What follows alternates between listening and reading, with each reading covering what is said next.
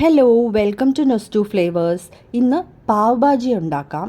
ഇതിൻ്റെ ഒറിജിൻ എന്ന് പറയുന്നത് മുംബൈ ആണെങ്കിലും ഇത് ഇന്ത്യയിലെ തന്നെ ഒരു പോപ്പുലർ സ്ട്രീറ്റ് ഫുഡാണെന്ന് വേണമെങ്കിൽ പറയാം. ബട്ടേർഡ് ബ്രെഡ് റോൾസും ഒരു സെമി തിക്ക് വെജിറ്റബിൾ ഗ്രേവിയും പെയർ ചെയ്ത് വരുന്നതാണ് പാവ് ഭാജി. നമുക്കിത് അതേ രുചിയിൽ വീട്ടിൽ എങ്ങനെ ഉണ്ടാക്കുന്നതെന്ന് നോക്കാം. വളരെ ഈസി ആയിട്ട് നമുക്കിത് ഉണ്ടാക്കാൻ പറ്റും. അതിനായിട്ട് ഞാൻ കുറച്ച് വെജിറ്റബിൾസ് ഇവിടെ കട്ട് ചെയ്തെടുത്തിട്ടുണ്ട്. 2 മീഡിയം സൈസ് ക്യാരറ്റ് ഇതുപോലെ അരിഞ്ഞെടുത്തിട്ടുണ്ട്. ഒരു 100-150 ഗ്രാം ബീൻസ് അരിഞ്ഞെടുത്തിട്ടുണ്ട്. 1/2 കിലോ ഉരുളക്കിഴങ്ങ് കുറച്ച് വലുതായിട്ട് തന്നെ നമുക്ക് അരിഞ്ഞെടുക്കാം. 100 ഗ്രാം പട്ടാണി വെള്ളത്തിൽ ഓവർനൈറ്റ് സോക്ക് ചെയ്ത് വെള്ളം ഊറ്റി മാറ്റി എടുത്തിട്ടുണ്ട്. 4 മീഡിയം സൈസ് സവാള അരിഞ്ഞെടുത്തിട്ടുണ്ട്.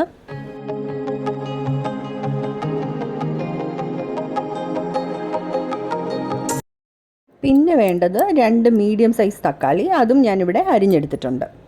അരിഞ്ഞു വെച്ചിരിക്കുന്ന ക്യാരറ്റും ബീൻസും ഉരുളക്കിഴങ്ങും പട്ടാണിയും കുക്കറിലോട്ടിട്ട് ആവശ്യത്തിന് വെള്ളവും ഉപ്പും ഇട്ട് ഒന്ന് ഇളക്കി അടച്ചു വെച്ച് 4-5 വിസിൽ വരുന്നവരെ വേവിച്ചെടുക്കാം.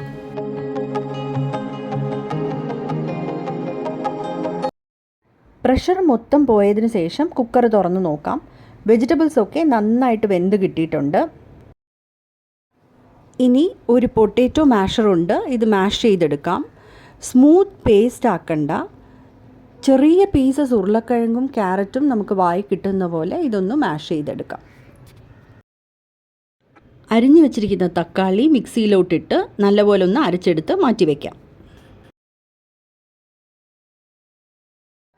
കടായി അടുപ്പത്ത് വെച്ച് കുറച്ച് ബട്ടറും കുറച്ച് റിഫൈൻഡ് ഓയിലും ഒഴിച്ചു കൊടുക്കാം. അരിഞ്ഞു വെച്ചിരിക്കുന്ന സവാള ഇതിലോട്ട് ചേർക്കാം. ഇത് നല്ലപോലെ ഒന്ന് വഴറ്റിയെടുക്കാം. ഇതിലോട്ട് 2 ടീസ്പൂൺ ഇഞ്ചി വെളുത്തുള്ളി പേസ്റ്റ് ചേർക്കാം. ഇഞ്ചി വെളുത്തുള്ളിയുടെ പച്ചമണം മാറുന്നവരെ നല്ലപോലെ ഒന്ന് വഴറ്റിയെടുക്കാം.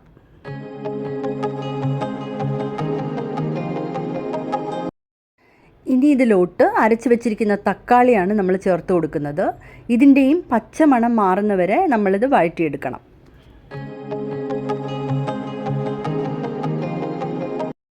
ഇതിലോട്ട് 1/4 ടീസ്പൂൺ മഞ്ഞൾപ്പൊടി, 1/2 ടീസ്പൂൺ മുളക് പൊടി, പിന്നെ നമ്മൾ ഇതിലോട്ട് ചേർത്ത് കൊടുക്കുന്നത് 3 ടീസ്പൂൺ പാവ് ഭാജി മസാലയാണ്. ഇത് നമുക്ക് കടയിൽ വാങ്ങിക്കാൻ കിട്ടും. ഈ മസാല ചേർക്കുമ്പോഴാണ് ഈ ഗ്രേവിക്ക് നല്ല ടേസ്റ്റ് വരുന്നത്. ഇതൊന്ന് വഴറ്റി കൊടുത്തതിന് ശേഷം ഉപ്പും ആവശ്യത്തിന് വെള്ളവും കൂടെ ചേർത്ത് നല്ലപോലെ മിക്സ് ചെയ്തെടുക്കാം. അടച്ച് വെച്ച് 2-3 മിനിറ്റ് തിളപ്പിച്ചെടുക്കാം. ഇങ്ങനെ ചെയ്യുമ്പോൾ പെട്ടെന്ന് തന്നെ മസാലയുടെ പച്ചമണമൊക്കെ മാറി നന്നായിട്ട് എല്ലാം കൂടി കമ്പൈനായി കിട്ടും. അടപ്പ് തുറക്കുമ്പം തന്നെ നല്ല മണമൊക്കെ വരുന്നുണ്ട്. ഇനി നമുക്കിതിലോട്ട് മാഷ് ചെയ്ത് വെച്ചിരിക്കുന്ന വെജിറ്റബിൾസും കൂടി ചേർത്ത് കൊടുക്കാം.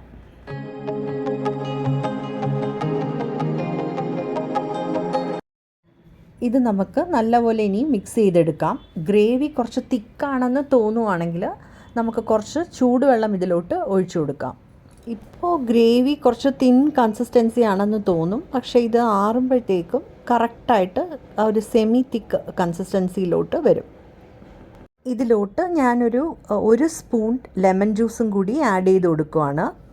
ചെറുതായിട്ടരിഞ്ഞ് മല്ലിയിലയും കൂടി ഇതിലോട്ട് ചേർത്ത് നല്ലപോലെ മിക്സ് ചെയ്തെടുത്തു കഴിഞ്ഞാൽ പാവ് ഭാജി ഗ്രേവി റെഡിയായി കഴിഞ്ഞു.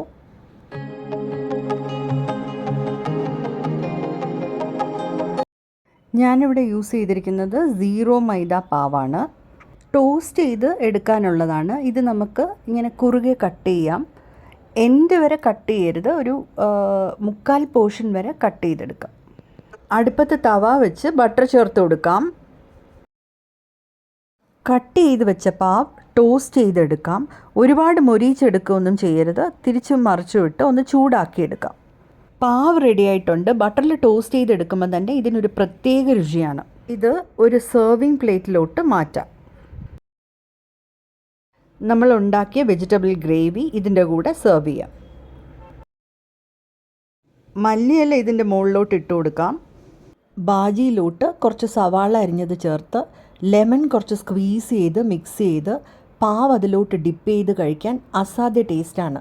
കുട്ടികൾക്കും വലിയവർക്കും ഒരുപോലെ ഇഷ്ടമാവുന്ന ഒരു ഡിഷാണിത്. മാത്രമല്ല ഇത് ഉണ്ടാക്കാൻ ഒരു പാടുമില്ല. വെജിറ്റബിൾസൊക്കെ കുക്കറിലോട്ടിട്ട് പെട്ടെന്ന് തന്നെ നമുക്കിത് ഉണ്ടാക്കിയെടുക്കാൻ പറ്റും.